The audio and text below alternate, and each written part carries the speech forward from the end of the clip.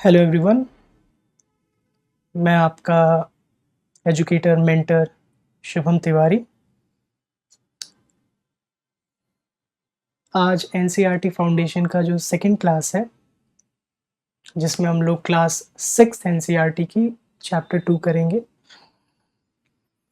Oceans and continents. Okay, तो जल्द से जल्द शुरू करते हैं हम लोग।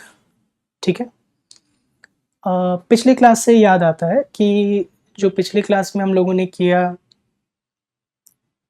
उसमें अब क्या हो रहा है ना कि अब नोट्स भी जब 3 क्लासेस हो जाएंगी, जब तीनों चैप्टर ख़त्म हो जाएंगी, तो आपको notes with points hand over कर दिया जाएगा। तीनों वीडियोस में डिस्क्रिप्शन में रहेगा। ठीक है, वहाँ से आप अपने नोट्स डाउनलोड कर लीजिएगा। ठीक है, और आशा करता हूँ कि एक टेलीग्राम चैनल भी बन जाएगा, जिसमें आप वहाँ पे अपने नोट्स को वहाँ से भी डाउनलोड कर सकते हैं। ठीक है, जो भी होगा मैं वहाँ पे अपडेट कर दूँगा। So stay tune with me. Okay, let's start with the chapter oceans and continent. Okay, so okay, so सबसे पहले जो हम लोग पढ़ने जा रहे हैं, that is distribution of water and land on earth. Second में हम लोग पढ़ेंगे to about the oceans, जिसमें हम लोग ओशंस के बारे में पढ़ेंगे, प्लस उसके डिजास्टर के बारे में पढ़ेंगे, प्लस ओशन लाइफ के बारे में पढ़ेंगे। ठीक है, ये 3 चीज़ के बारे में। एंड कॉन्टिनेंट्स के बारे में हम लोग पढ़ेंगे, जिसमें यहाँ पे दिया हुआ है only islands.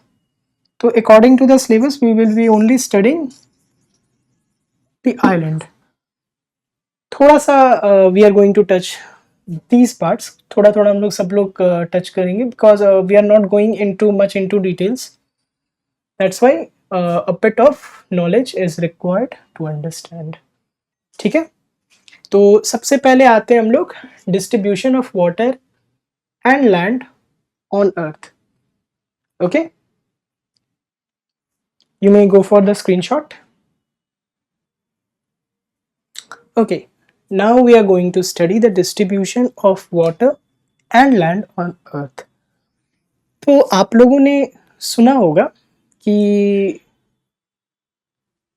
when we are going हम लोगों ने अर्थ देखा। आप ग्लोब उठाइए, ठीक है, वर्ल्ड मैप देखिए। वर्ल्ड मैप में आप कितना परसेंट आप कॉन्टिनेंट्स को देखते हैं, लैंड को देखते हैं, और कितना परसेंट वाटर बॉडीज है। ठीक है, हम लोग जनरली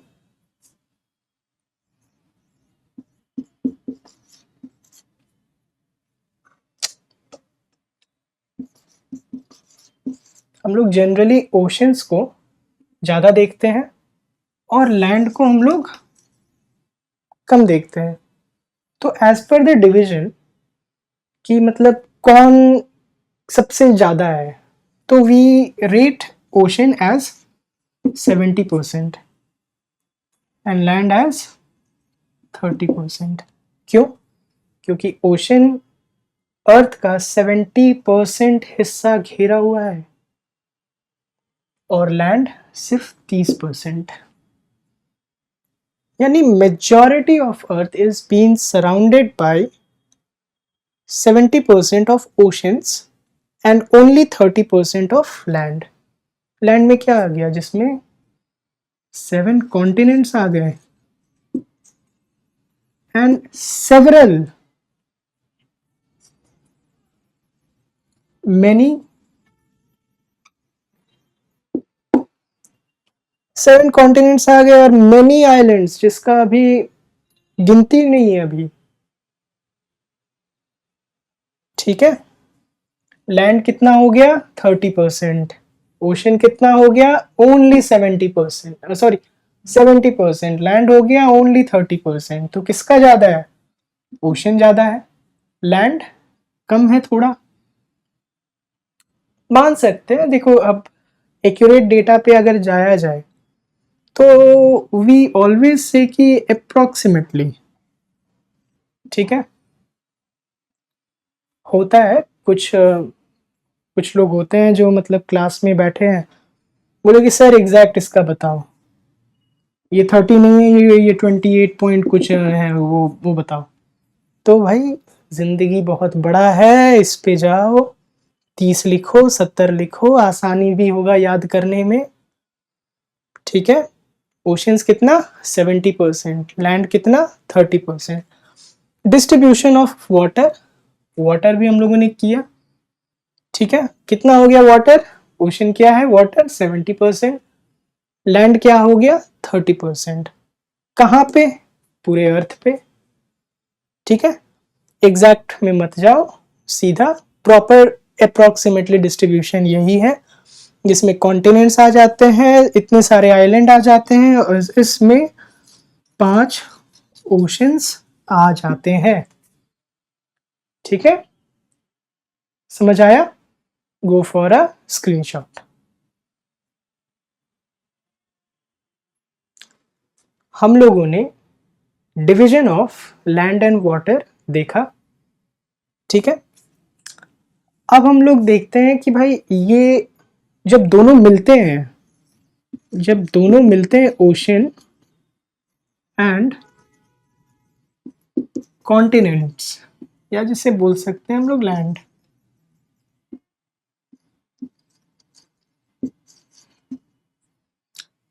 इन दोनों का रोल क्या होता है अर्थ में? सबसे बड़ा चीज होता है क्लाइमेट।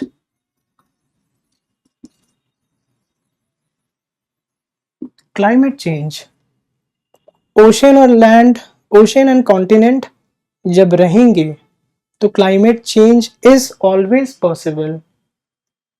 क्यों? अगर इन दोनों की वजह से ही आता है, ये दोनों अगर नहीं रहेंगे, कोई एक ही रहेगा, तो there will be a huge huge and huge impact on climate change. Ocean का भी जरूरी है, कॉन्टिनेंट का भी जरूरी है, एयर रेगुलेट होता है, विंड रेगुलेट होता है, अलग अलग प्रेशर बेल्ट्स है अर्थ पे, तो everything is regulated with ocean and continent, and the both regulation can cause a climate change, ठीक है। You may go for a screenshot.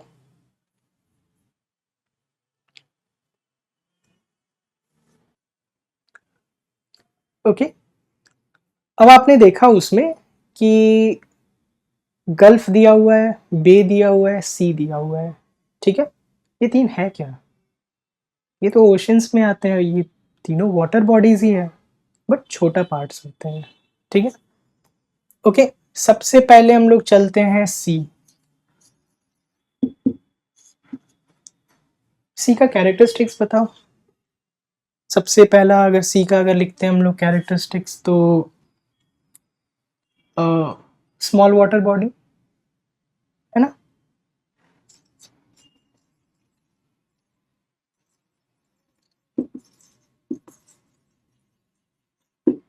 Small water body हो गया, और क्या आ जाएगा?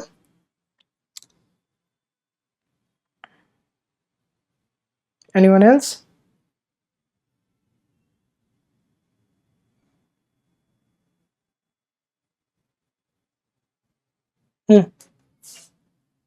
ओके,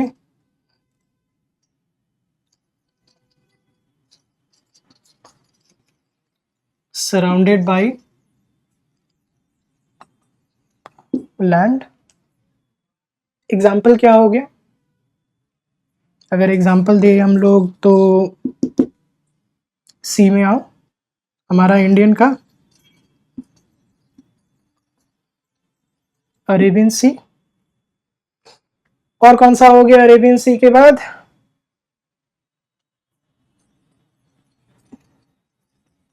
एजियन सी। एग्जाम्पल्स है ये सब, ठीक है। ये हम लोगों ने यूरोप पहुंच गए, इंडिया एशिया से हम लोग यूरोप पहुंच गए, और कौन सा है यूरोप में ही देख लेते हैं एक, या फिर अगर अगल बगल देखना है तो रेड सी, है ना। काफी होगा, इतना इतना example, these examples are enough to make you understand कि सी क्या होता है। एक स्मॉल वाटर बॉडी होता है जहाँ surrounded by land, from all sides कर सकते हैं, from majority of side.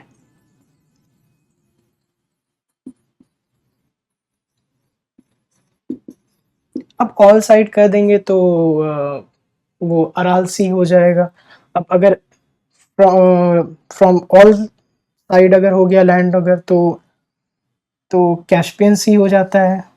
Sorry,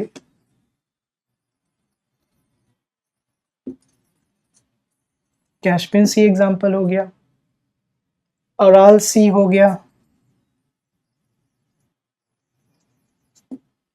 है ना। There are many examples. Caspian sea हमारा फेमस है पेट्रोलियम के लिए, ठीक है। One of the most important geopolitical sea, Caspian sea, ठीक है। अराल सी ऑलमोस्ट लगभग सूख चुका है। तो हम लोगों ने क्या देखा, sea a small water body surrounded by land from majority of sides. जो पूरी तरह अगर लैंड लॉक सी है तो वो कैस्पियन सी हो गया, अराल सी हो गया, ठीक है।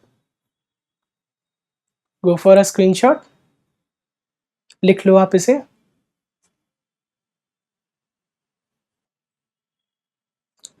अक्सर एक क्वेश्चन रहता है कि गल्फ क्या होता है, व्हाट इज अ गल्फ। तो गल्फ इंजन ऑयल नहीं है, ठीक है। गल्फ का पहले एक इमेज से बताता हूं कैसे होता है गल्फ, ठीक है।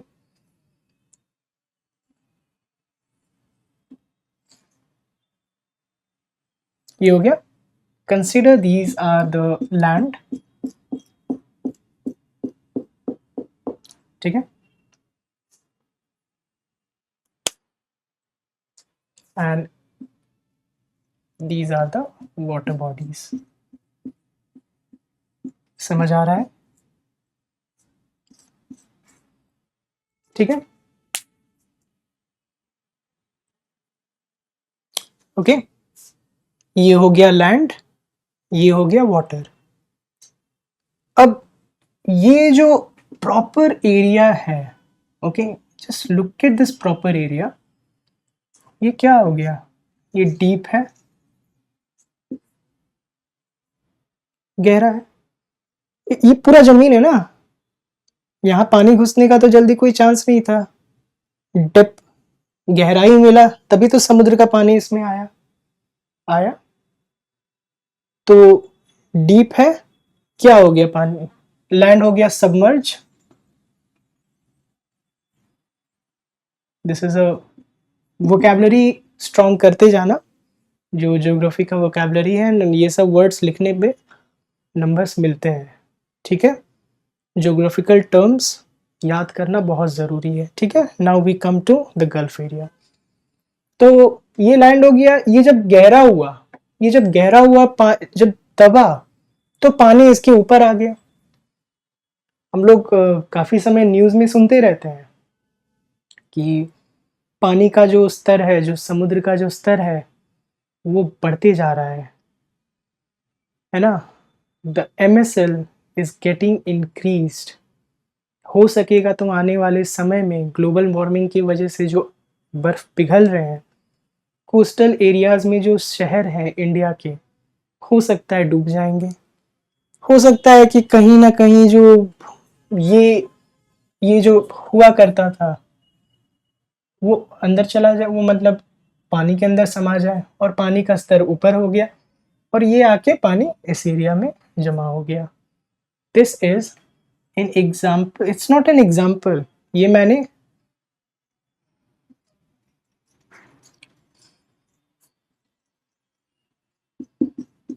मैंने गल्फ ऑफ मेक्सिको का उदाहरण दिया, ठीक है। गल्फ ऑफ मेक्सिको डीप है, सबमर्ज्ड है, इंडेंटेशन, ठीक है। Just remember the word indentation लिख देता हूं।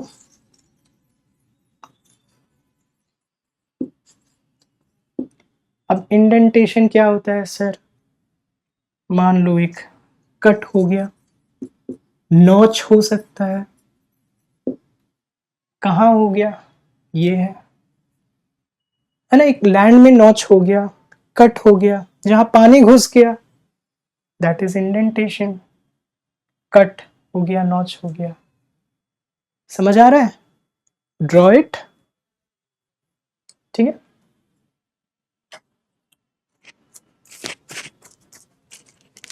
ठीक है। तो अब इंडेंटेशन हो गया, कट हो गया, नॉच हो गया, एंड व्हाट आर दीज? ये एरिया क्या है?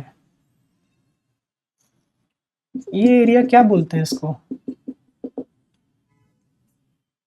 एरिया क्या बोलते हैं जो समुद्र के पास होता है, जो ओशन के सबसे पास होता है, सी के पास होता है, और जमीन रहता है? बीच पे जाते हैं ना, बीच पे गए, व्हाट आर दीज? कोस्ट। और इन जो ये पूरा बना हुआ है, दैट इज कोस्ट लाइन। समझ आया? These are the lines. और ऊपर से कोस्ट कह सकते हो। ठीक है, कोस्ट लाइन। जब एक कोस्ट लाइन में डीप सबमर्ज इंडेंटेशन फॉर्म होता है तो उसे हम लोग गल्फ कहते हैं। ठीक है, ओके। डेफिनेशन लिख देता हूं, जस्ट अ मिनट। पहले आप इसे ड्रॉ कर लो, आप इसे, then I will write the theoretical part. Okay, large, large, deep, उसके बाद क्या था? Indentation, large deep indentation of a sea, of a sea, and ocean are called gulf। अब इंडेंटेशन में क्या हो गया सर? नॉच हो गया। नॉच नहीं समझ में आ रहा है? ठीक है, कट समझ में आ रहा है। ठीक है, अब जब ये होता है तो ये क्या बनता है? फॉर्मिंग अ बे। अब समझ में आया कि जब गल्फ क्या होता है? Large deep indentation of a sea and ocean, notch या cut, forming a bay, that is called gulf. अब हम लोग बे के बारे में पढ़ेंगे। हम लोग बे का हम लोग सबसे ज्यादा उदाहरण, एग्जाम्पल हम लोग क्या देखते हैं? Bay of Bengal. ठीक है, समझ आया? Just go for it. Right, large deep indentation of a sea and ocean forming a bay is called gulf. अगर इंडेंटेशन वर्ड वापस में रिपीट करते रहता हूं ताकि समझ में आ जाए कि एक नॉच या कट हो कोस्ट लाइन में। ठीक है, ये भी लिख लेना, कस्ट on coast line forming a bay is called gulf. ठीक है,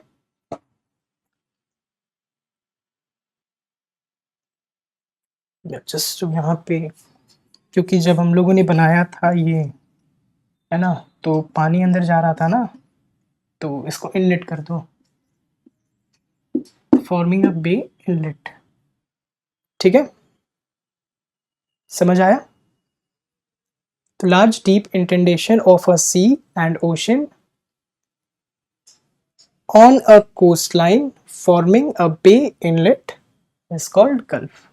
ठीक है, नॉच, सॉरी, नोट्स ऐसे ही बनाना, याद रहेगा, क्योंकि पॉइंट्स में यू आर स्टडिंग ये पहला पॉइंट हो गया, ये दूसरा हो गया, थर्ड हो गया, 3 में डेफिनेशन खत्म। ठीक है, 3 में डेफिनेशन खत्म। Now you know what is gulf, मैंने डायग्राम में भी बता दिया। ठीक है, आप एग्जाम में लिखो ये दो, नीचे एक छोटा सा डायग्राम बना दो। 2 नंबर का अगर डेफिनेशन रहेगा, 1 नंबर का डेफिनेशन रहेगा, you will get the entire number, full marks मिल जाएगा वहां पे। ठीक है, क्लास 6 वाले को बोल रहा हूँ, but not for the one who are writing the mains and prelims. Prelims के लिए तो ज़रूरी नहीं है, बट मेंस के लिए ज़रूरी है। ठीक है, you may go for this definition, it's good. Elaborate करना है तो आगे पढ़ेंगे तो एलैबोरेट होते जाएगा। ठीक है, राइट इट।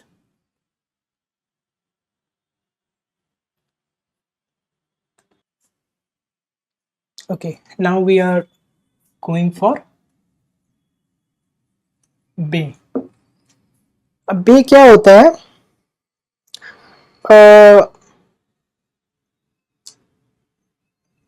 देखा, अभी अभी हम लोगों ने गल्फ का एग्जाम्पल देखा। ठीक है, गल्फ में कैसे था कि एक कोस्ट लाइन में कट बना, पानी फॉर्म हो गया। ठीक है ना, पानी फॉर्म होने के बाद वो इनलेट बना, फॉर्मिंग अ स्मॉल बे। तो अब क्या होता है ना कि जब फॉर्मिंग अ बे, यहाँ पे बे बना तो पानी अंदर घुसा। ठीक है, पानी कहां से अंदर घुसा? माउथ ऑफ, ये जो एरिया है, this area, it's considered as mouth of bay. पानी क्या हो रहा है? इनलेट हो रहा है, अंदर जा रहा है। ठीक है, अब पॉसिबिलिटीज ये भी हो सकता है कि बड़ा मुंह हो, है ना। यहाँ पे क्या है? What is this? This is actually land. तो पार्शियल लैंड हो गया, partially, partially by no, sorry, surrounded partially by land। ठीक है, ये एक मान लो, एक ये मान लो, surrounded partially by land, mouth of a bay, inlet. Points लिखो। ठीक है, अभी भी समझ में नहीं आया, अभी भी ये पूरा नहीं है। इसके बाद क्या लिखेंगे जो पूरा समझ में आ जाए? सोच के बताओ। मैंने एग्जांपल दे दिया, डायग्राम बना दिया, एक एक डेफिनेशन पूरा कर सकते हो। ये आपके पास एक पॉइंट है, ये आपके पास पॉइंट है। माउथ हो सकता है तो लार्ज भी हो सकता है, स्मॉल भी हो सकता है। तो just join these and make a definition. ठीक है, just 1 minute, pause your video and make a definition. अपने नोटबुक में उठाओ और लिखो कि डेफिनेशन क्या हो सकता है। बाद में सही हो गलत हो, एक बार देखो तो सही कि हो रहा है कि नहीं। मैंने तो पॉइंट्स बता दिया, पिछला बार भी मैंने डेफिनेशन के लिए 3 पॉइंट्स दिए, 3 पॉइंट में डेफिनेशन खत्म। यहाँ पे भी 2 दिया, 2 में खत्म करो। Surrounded partially by land, large या स्मॉल माउथ ऑफ बे। ठीक है, एक बार ट्राई करो।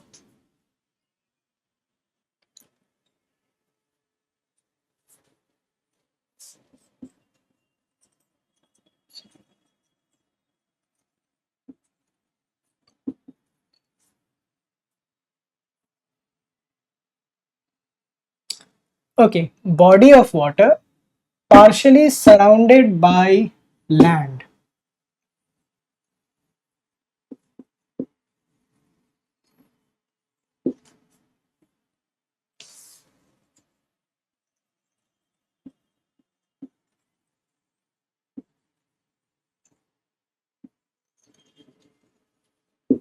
ठीक है, body of water partially surrounded by land with, ये लिखो, विथ अ स्मॉलर और वाइडर या फिर लार्जर माउथ। ठीक है, समझ आया? Body of water partially surrounded by land with smaller or wider larger mouth, that is called bay। ये एक छोटा सा डेफिनेशन है। ठीक है, you may write it।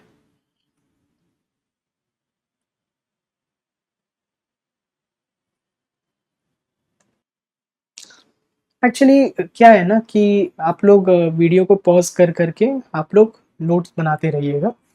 ठीक है, नोट्स में कुछ अच्छा खासा लंबा लंबा चौड़ा नहीं लिखना है,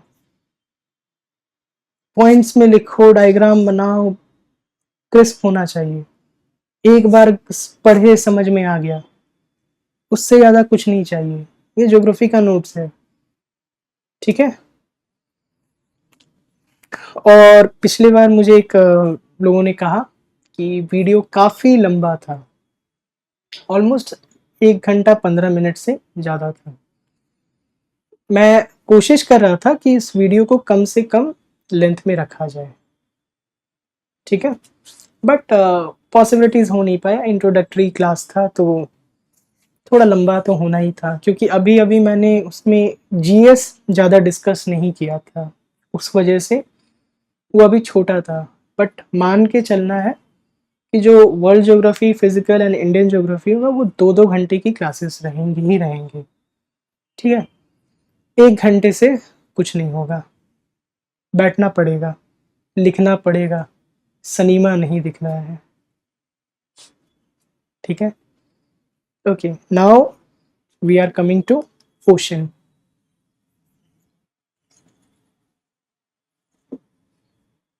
ओशन क्या है? अभी अभी हम लोग ने पढ़ा,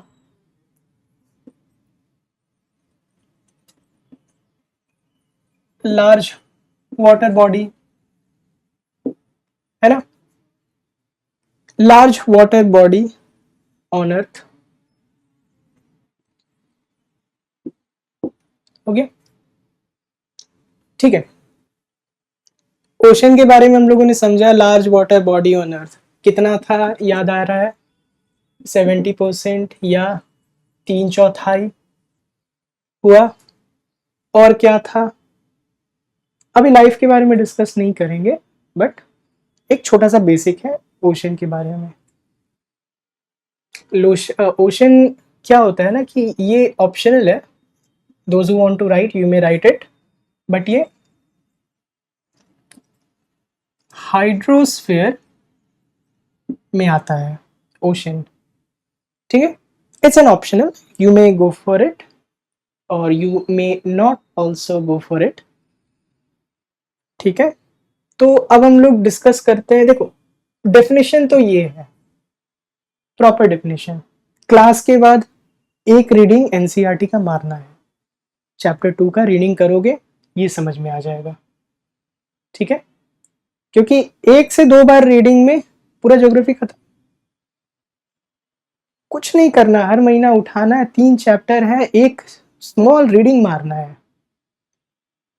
अब अगर आप स्मॉल रीडिंग भी नहीं मार सकते हो तो I think you are not at all serious with your studies as well. रहना पड़ेगा, ऐसे नहीं होगा। मैंने चैप्टर 1 पढ़ाया, उसमें बोलना भूल गया कि रीडिंग करके आना, that is actually the homework, it's not a homework भाई, ये आपका भी दायित्व होता है। ठीक है, okay, you may write the definition as well, छोटा सा पॉइंट्स लिख सकते हो। बट इसके बाद हम लोगों ने करेंगे ये कि वी विल बी राइटिंग कि ओशंस कितने हैं, हाउ मेनी ओशंस। तो पहले आप इसे लिख लो एंड देन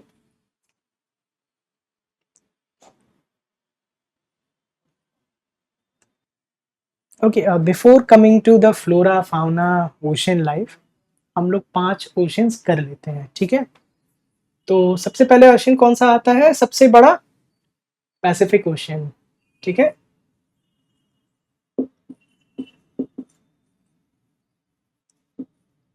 दूसरा कौन सा आता है? पैसिफिक ओशन को हम लोग प्रशांत महासागर कहते हैं।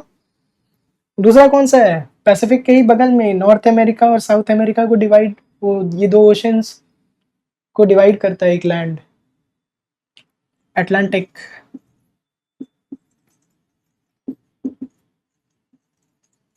Atlantic ocean.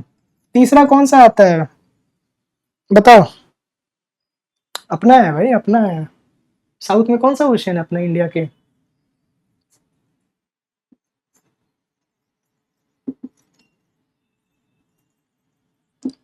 Indian ocean. ये वर्ल्ड का वार्मेस्ट ओशन है, इससे गर्म नहीं है कहीं, लिख लेना। Warmest ocean in the world, ठीक है। इसके बाद कौन सा आता है? Number 4। Any guesses?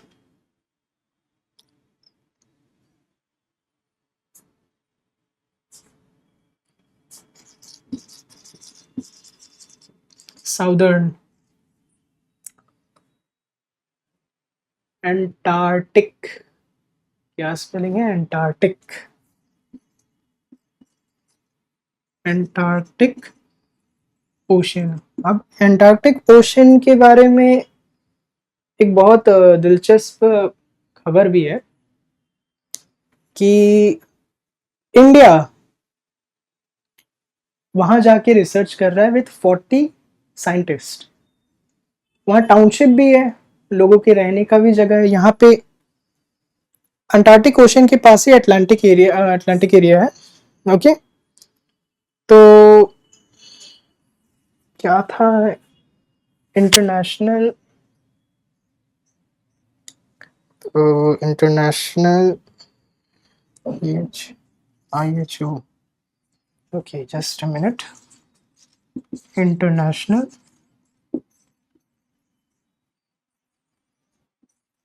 Hydro hydrographic hydrographic था क्या? ठीक है, हाइड्रोग्राफिक ऑर्गेनाइजेशन, ठीक है। तो रिसर्च होता है अंटार्कटिक पे कि IHO इंटरनेशनल हाइड्रोग्राफिक ऑर्गेनाइजेशन, ठीक है। It's not particularly what you say, it's not particularly like for a research के लिए almost कह सकते हैं, but it's is recognized officially। तो बोल सकते हैं कि यार recognized officially by IHO। समझ आया? ठीक है। साउदर्न है, अंटार्कटिक ओशन है, ठीक है। क्या है? IHO से recognised officially by International Hydrographic Organization, ठीक है। और पांचवा इधर लिख देता हूं। हाँ, पांचवा कौन सा था? आर्कटिक। आर्कटिक आर्कटिक है क्या? Just minute, what is the spelling?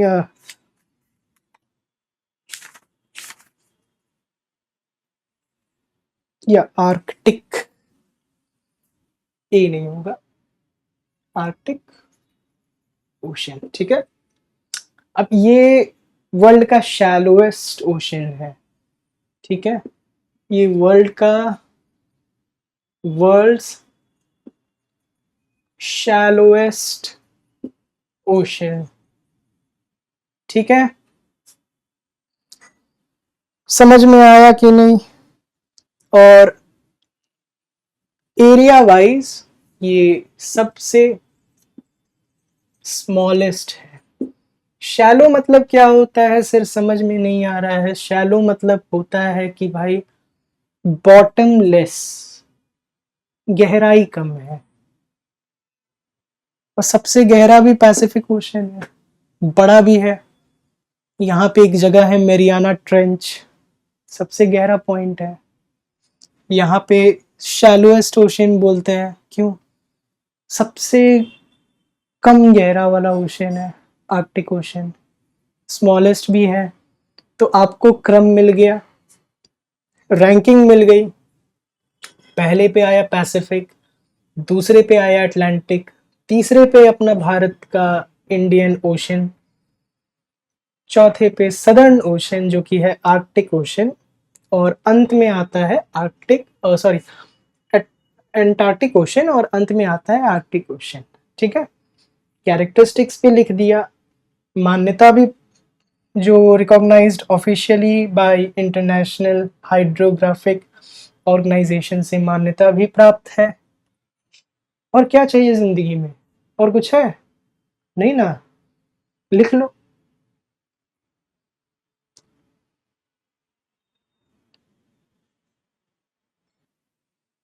हाँ जी, तो अब आते हैं फ्लोरा और फाउना पे।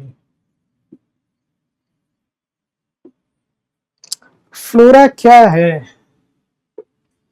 फ्लोरा है टाइनी प्लांट्स,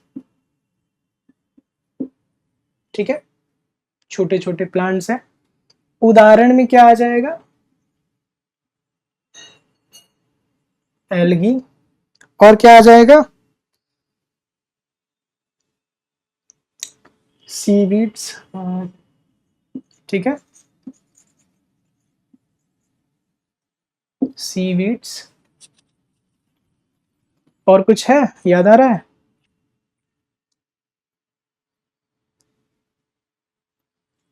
नहीं? let us see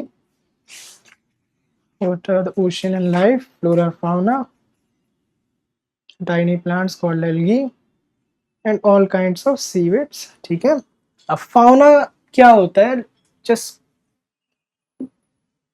याद करो, इसमें इसमें दिया हुआ है फाउना क्या होता है। मछली देखे हो? हाँ, शार्क हो गया। ठीक है, अब let us recall everything. Fauna माने क्या हो गया, इसका डेफिनेशन क्या है यहाँ पे? Consist of thousands of species of colourful fish. ठीक, मान के चलो 1000+ स्पीसीज। ओके, जिसमें से क्या क्या आ जाएंगे आपके? फिश आ गया, क्या कलरफुल है भाई, है कि नहीं? फिर उसके बाद क्या आ जाएगा? वेल्स आ गया। फिर उसके बाद क्या आ जाता है? शार्क आ गया, जिग एंड शार्को, कार्टून देखते होगे भाई, है कि नहीं? उसके बाद क्या आ जाता है? फिश आ गया, वेल आ गया, शार्क आ गया, और कितने सारे uncounted mysterious species, uncounted mysterious species. Spelling पे मत जाना, अपना देख के लिख लेना, बट ये उतार लो, छाप लो, छापो। और जो डेफिनेशन है, छोटा सा डेफिनेशन है, बुक में भी वही है, मैं बस पॉइंट्स करके बता रहा हूँ। ठीक है, छापो। 1000+ species with colorful fish, whales, shark and uncounted mysterious species are called fauna. Flora are the tiny plants consist of algae, seaweeds। समझ आ गया ना? छापो छापो, जल्दी छापो, पॉज करके छाप लो।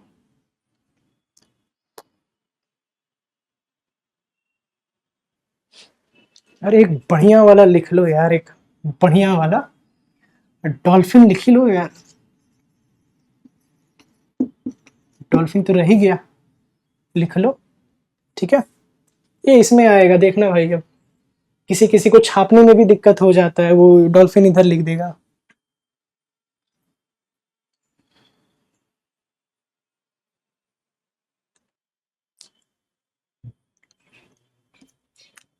जनाब कितना भी करिए, क्लास 1 घंटा से ऊपर होना ही है।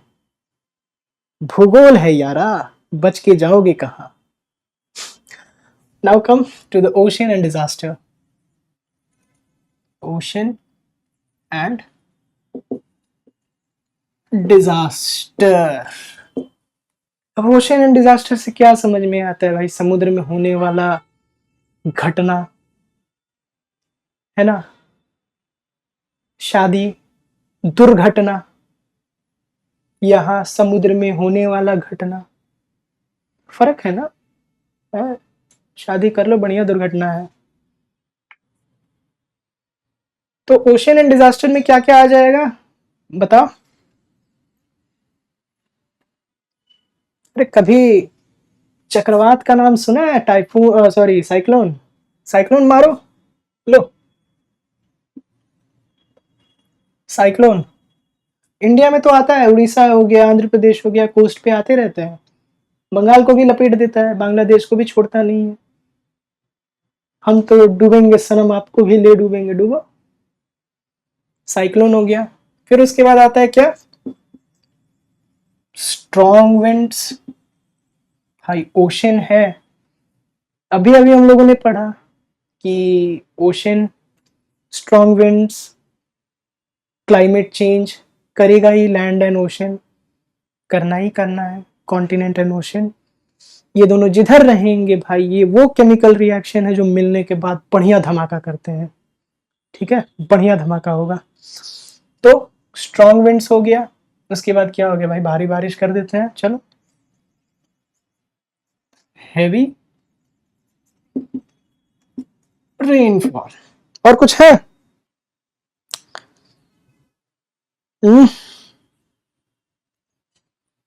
जापान वाला लिख लेते हैं ना भाई, बढ़िया पानी उड़ रहा था।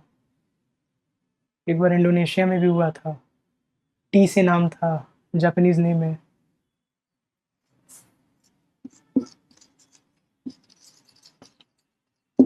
सुनामी, है ना। अब साइक्लोन क्या है भैया, कि साइक्लोन अलग अलग जगह में अलग अलग नाम है इसका। ठीक है, साइक्लोन को हम लोग बोलते हैं टाइफून।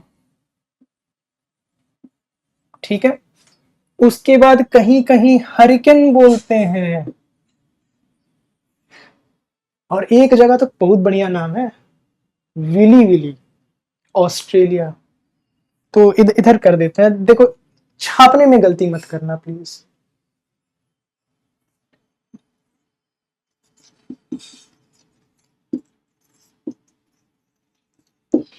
विली विली कहाँ होता है? ऑस्ट्रेलिया। टाइफून किधर बोलते हैं हम लोग? West of Pacific Ocean. ठीक है, हरिकेन किधर बोलते हैं हम लोग?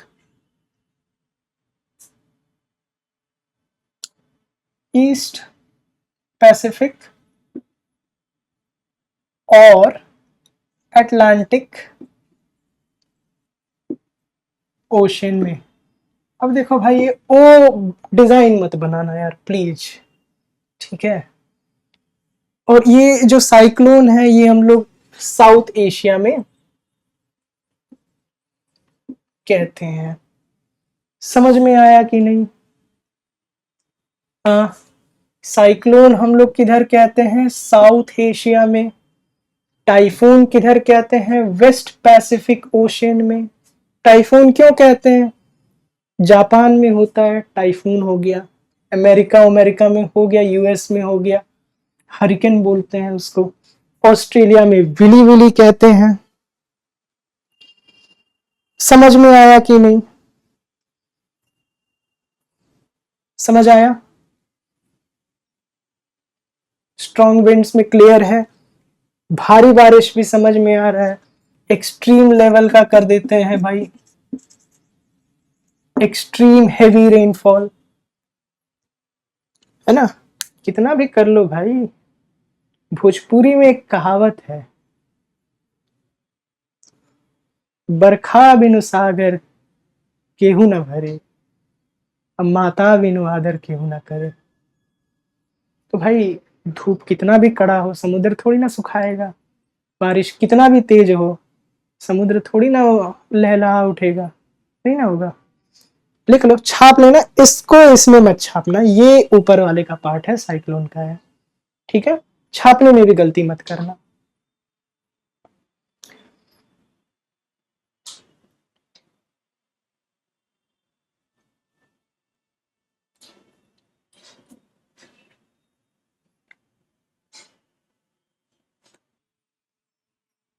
अब अब देखो, कोई बोल रहा है कि सर समझ में नहीं आया, फिर से समझा देता हूं। ओशन एंड डिजास्टर में सबसे पहला लिखना हैवी रेनफॉल, ठीक है। दूसरा में लिखना सुनामी, तीसरा में लिखना साइक्लोन, और चौथा में लिख सकते हैं हम लोग स्ट्रॉन्ग विंड्स। स्ट्रॉन्ग विंड्स क्या था? स्ट्रॉन्ग विंड वो था जब हम लोग कह रहे थे ना, अभी अभी हम लोगों ने पढ़ा कि लैंड और वाटर, यानी कॉन्टिनेंट और ओशन, ये दोनों वो भाई हैं, दो भाई दोनों तबाही, ठीक है। ये दोनों रहेंगे तो जाहिर सा बात है there will be an impact on climate change. समझ आया?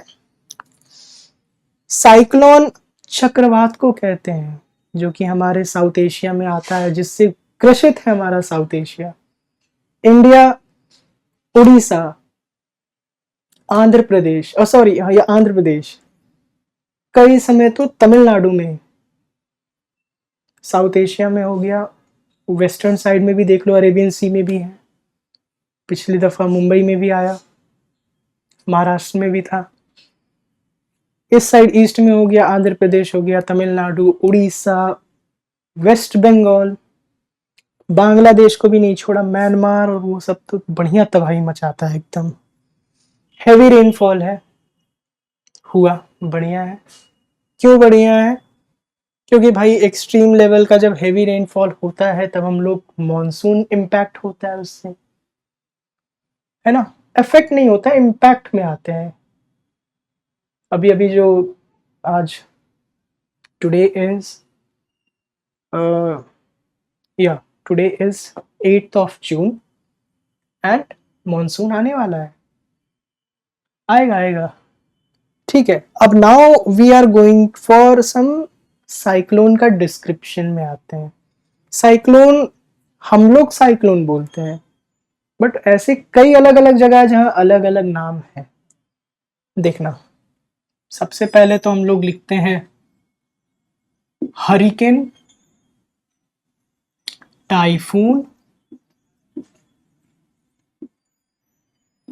और ऑस्ट्रेलिया में आता है विली विली, बढ़िया नाम है यार, विली विली।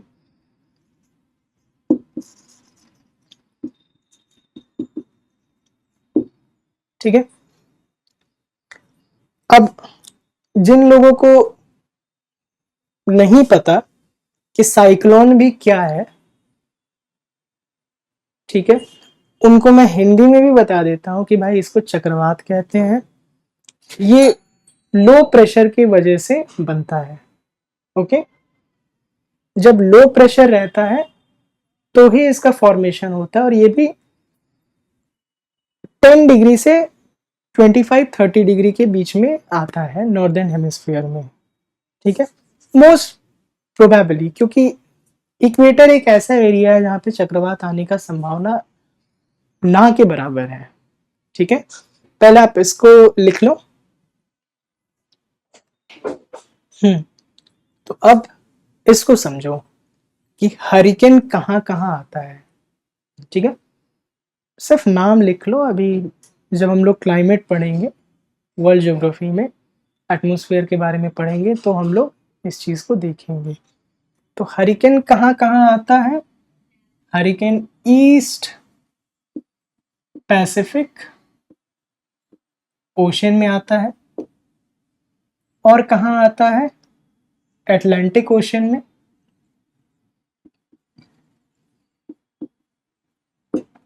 देखो भाई, ये ओ जो है ना, ये ओ को कम से कम ओशन लिख लेना अपने नोट्स में भाई। यहाँ काम चोरी मत करना भाई प्लीज। ठीक है, टाइफून कहाँ आता है? ये एक सीधा बात है, जापान उपान में सुना होगा, न्यूज खोल के देख लो, बड़ा ही चर्चित रहता है जापान में टाइफून। जापान किस साइड आता है? West of Pacific Ocean. तो हम लोग लिखते हैं वेस्ट पैसिफिक। ठीक है, ओशन अपना लिख लेना। विली विली तो बताया, ऑस्ट्रेलिया में आता है। ठीक है, चीज वही है, cyclone, hurricane, typhoon, willy willy सब एक ही चीज है, बट अलग अलग कहते हैं उसको। ठीक, इंडिया में जाओ तुम्हारा नाम हरी है, अमेरिका में जाओ हरिकेन हो गया। समझ में आया ना? Heavy rainfall, extreme rainfall. तो कहाँ गया मेरा लाल? तो यहाँ पे हम लोग एक्सट्रीम लिख सकते हैं, एक्सट्रीम या हैवी रेनफॉल। सुनामी बढ़िया वाला आया था आपका वहाँ जापान में, जब जापान में 2011 में भूकंप आया, तो one of the most deadliest earthquake ever hit Japan, है ना, after 6th of August 1945, the hardest क्यों, let it be bit of dark, रहने दो। ठीक है, क्योंकि वो भी एक टाइप का अर्थक्वेक ही था, जब जापान पे, हिरोशिमा और नागासाकी पे जब एटम बॉम्ब गिरता है, तो इतना भारी तबाही मचाता है कि वो ऑलमोस्ट एक अर्थक्वेक के बराबर होता है। ठीक है, सुनामी हो गया। साइक्लोन के हम लोगों ने 4 नाम पढ़े, किधर किधर है छाप लेना, गलत मत छापना यार प्लीज। स्ट्रॉन्ग विंड है, समझ गया, इसको मत छाप लेना। ठीक है, इसको मत छाप लेना। दो, इसमें सिर्फ कॉन्टिनेंट और ओशन का बताया मैंने। दो भाई दोनों तबाही। ठीक है, छापो छापो, जल्दी छापो, वीडियो पॉज करके छाप लो। अब हम आते हैं कॉन्टिनेंट्स पर, इस चैप्टर का अंतिम पड़ाव। ठीक है,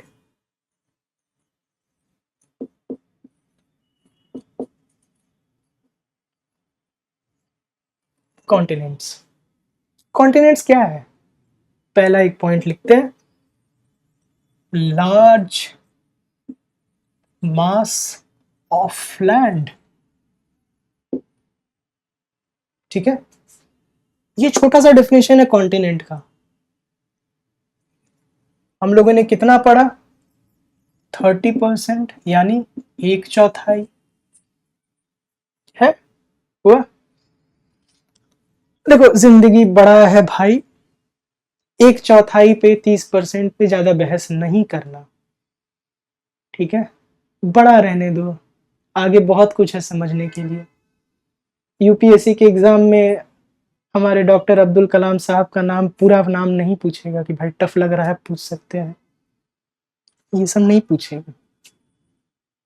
ये सब रेलवेज में पूछेगा, एसएससी में पूछेगा, और वो भी एक लिमिट तक कि भाई एक डैश XYZ बताओ भाई, ऑप्शन ए बी सी कहाँ कौन सा भरेगा? Dash is the deepest ocean of the world. अब यहाँ पे हो गया इंडियन लिख देगा, यहाँ पैसिफिक हो गया, यहाँ अटलांटिक हो गया, यहाँ साउदर्न हो गया, कौन सा सही है भैया? पैसिफिक है, यहाँ लिखो पैसिफिक। ठीक है, क्वेश्चन रेलवेज में एसएससी में ऐसे आएंगे। ये हो गया सबसे आसान, जिसको लैंग्वेज में जो नहीं फंसेगा वो यूपीएससी में निकाल लेगा। लैंग्वेज और स्किल चाहिए भाई, समझ तो चाहिए ही, कुछ भी करो। पिछले बार जो आता है मेरे पास आता है कि भाई 1 घंटा से कम का ही क्लास रखिए, ज़्यादा हो ही जाता है। ज्योग्राफी तो ऐसे ही ज़्यादा हो जा रहा है। वर्ल्ड ज्योग्राफी करेंगे, फिजिकल और जब मेंस के लिए करेंगे तो 2-2 घंटे के क्लास होंगे, फिर वो कैसे सरवाइव करोगे? चलो एक काम करते हैं, कॉन्टिनेंट्स का डेफिनेशन तो छोटा सा हो गया, लार्ज मास ऑफ लैंड। अब रैंकिंग करते हैं, ठीक है।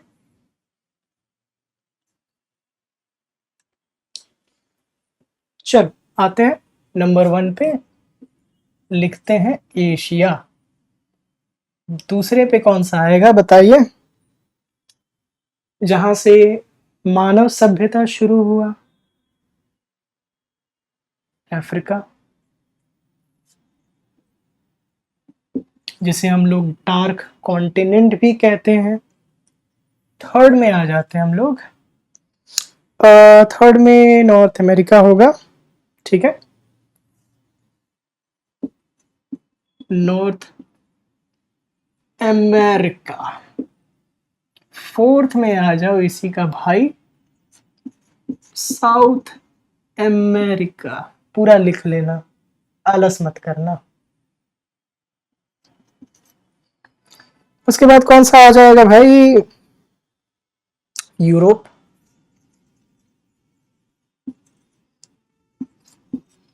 उसके बाद यूरोप के बाद oh it's not Europe, it's not Europe, sorry. Europe से भी बड़ा है, it's Antarctica. It's Antarctica, sorry my bad. ये हो गया यूरोप, और अंत में आता है ऑस्ट्रेलिया। अब ऑस्ट्रेलिया अकेले ही नहीं है, उसके पास चार ऐसा continent, this you know Australia, या फिर कहते हैं ओशियानिया। अब भाई ओशियानिया क्या है? ये भी तो ऑस्ट्रेलिया में ही है। अब ओशियाना कंसिस्ट ऑफ 4। अब देखो कैसे है यहाँ पे। पहले जो हम लोग ऑस्ट्रेलिया है उसको हम लोग प्रॉपर कहते हैं ऑस्ट्रेलिया, ठीक है, पहला। दूसरा हो गया मिलीनेशिया, फिर हो गया माइक्रोनेशिया, फिर हो गया पॉलिनेशिया। ये हो गया आप लोग, ये पूरा का पूरा गया ऑस्ट्रेलिया ओशियाना।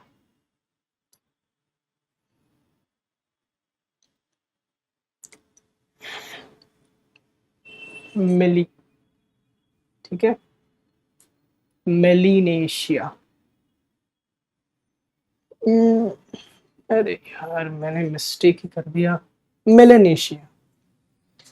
एशिया लार्जेस्ट है और सबसे छोटा ऑस्ट्रेलिया। ऑस्ट्रेलिया का क्या है ना कि बहुत सारे consist of many island Oceania, और उन एरियाज को जब होता है ना बहुत सारे, जैसे मार्शल आइलैंड हो गया ये सब, तो ये सब इसी में आ गया sir, combination of the island जो ऑस्ट्रेलिया में आता है। Australasia, Australasia, it's not Australia, it's Australasia, ठीक है। सबसे बड़ा एशिया, सबसे छोटा ऑस्ट्रेलिया, ठीक है, बीच में यूरोप। ये एरिया वाइज है, ओके। अगर जब हम लोग इकोनॉमिकली देखते हैं तो एशिया के बाद यूरोप आ जाता है, and America and so on, कल के वो रहता है। तो अभी यहाँ पे नहीं पढ़ना, यहाँ पे अभी सिर्फ पढ़ना है कि लार्जेस्ट है और सबसे ज्यादा पॉपुलेशन है भाई अपने एशिया में। ठीक है, larger most population lives Asia. समझ में आया कि नहीं, है ना। अब हम लोग बात कर रहे थे ऑस्ट्रेलिया और ओशियाना। ये नॉर्थ अमेरिका जो है, इसमें भी कैरेबियन आइलैंड्स हैं, ऑस्ट्रेलिया में भी ये सब आइलैंड्स हैं। ठीक है, पहले इसको छापो, आइलैंड बता रहे हैं जी। आइलैंड पे आते हैं। आइलैंड क्या है? Island small mass of land. ठीक है, उसके बाद हम लोग क्या लिख सकते हैं? आइलैंड छोटा होता है, चारों ओर से घिरा होता है, क्या चीज से? पानी से। Water bodies on all side, बराबर। अब क्या होता है इसमें बताना? नहीं, इतना काफी है, ये इतना क्लास 6 के लिए बहुत है। चलो, small land, sorry, okay, small mass of land, ये हो गया। Water bodies on all side, surrounded. ठीक है, ये हो गया आपका आइलैंड। यहाँ खजाना है, यहाँ बढ़िया झंडा लग रहा है, और इसके अगल बगल पानी है। ठीक है,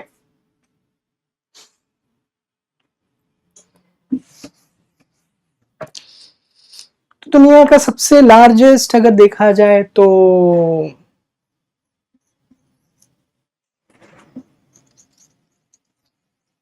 लार्जेस्ट आइलैंड कौन सा है? ग्रीनलैंड।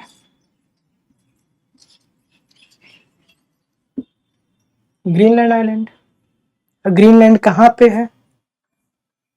नॉर्थ अमेरिका देखा आपने, यहाँ पे एक समोसा आकार बना दो, ये है ग्रीनलैंड। ठीक है, नॉर्थ अमेरिका से थोड़ा सा ऊपर जाओ, ग्रीनलैंड मिल जाएगा। तो ये है दुनिया का सबसे बड़ा आइलैंड। ओके, अब हम लोग इंडिया में अगर देखा जाए, इंडिया में 1300 आइलैंड्स है। ठीक है, 1300 आइलैंड्स कहाँ है?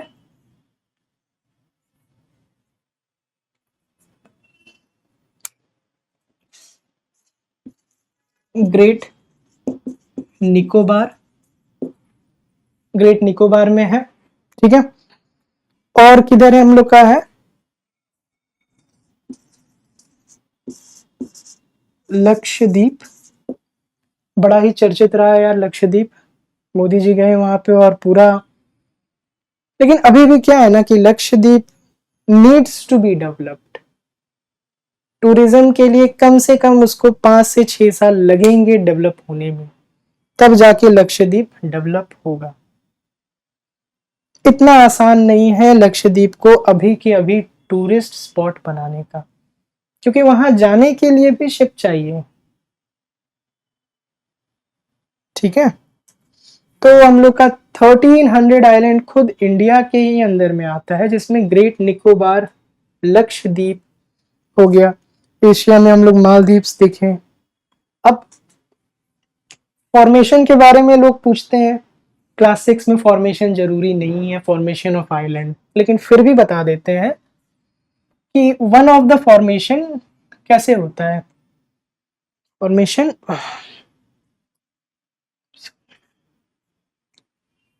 देख लो, फॉर्मेशन कैसे होता है, लिखना है लिख सकते हो, but it's not important as well as. ठीक है, इधर मत लिख लेना, इसको साइड कर लेते हैं, छापने में भी गलती हो जाती है आप लोगों से। मत करो यार ऐसा प्लीज, दुख होता है, दुख खत्म ही नहीं होता है। फॉर्मेशन, फॉर्मेशन कैसे होता है? सबसे पहले तो एंडोजेनिक फोर्स होता है, एंडोजेनिक फोर्सेस। ओके। दूसरा होता है, एक आपने सुना होगा जो अभी बैठे होंगे जो एग्जाम दे चुके हैं, उनके जीएस में था कि sea floor spreading, plate tectonics भी कह सकते हैं, मोस्ट है।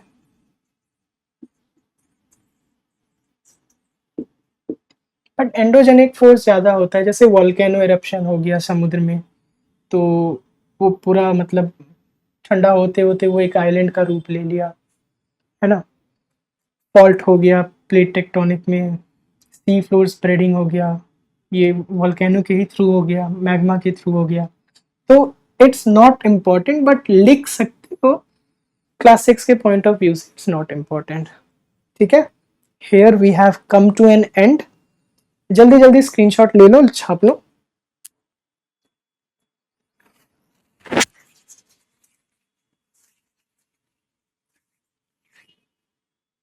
ओके, ठीक है। Thank you so much everyone. This is Shubham Tiwari signing off. एक बार एनसीईआरटी रीड कर लेना, ठीक है, सबका सब समझ में आ जाएगा। ओके, ठीक है, चलो, थैंक यू सो मच।